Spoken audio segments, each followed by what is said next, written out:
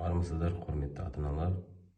Мен бүгін көпшіліктің сұрағы бойынша, яғни Freedom банктегі оқушының атынан түскен кешбекті қалай Каспий Голдқа аудару керек, сол туралы түсіндіріп өтсем.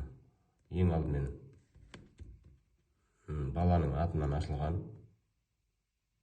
Каспий Freedom банкқа кіреміз. Яғни төбеде сіздің балаңыздың аты жазылып тұрады. Осы жерде Powercard дегенге кіріп, аударымдар бөліміне өтесіз. Мен бұрын аударып қойғам, сол үшін мен Каспий Голдым сақталып тұрады.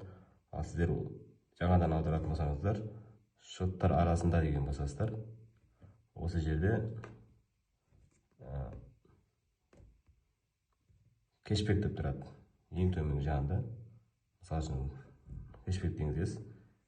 Мына жерге суммасын жазасыз. Мысалы үшін балада қанша шотында ақша бар, сол суммасын жазасыз. Мен мысалы 100 теңге деймін.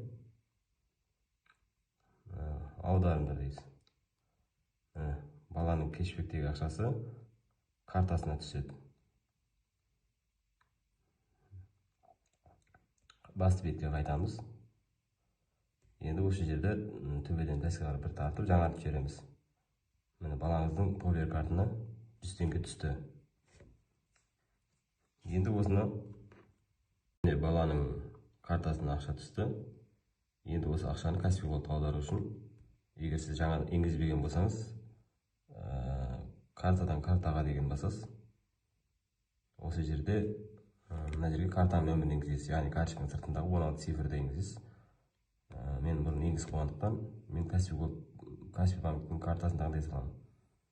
Осы жерге сумманы жазасыз, 100 теңге деп. Жалғастыруды басасыз, болды, сіздің Каспийіңізге ақша түседі. Ешқандай комиссия алынбайды. Назарларыңызға рахмет.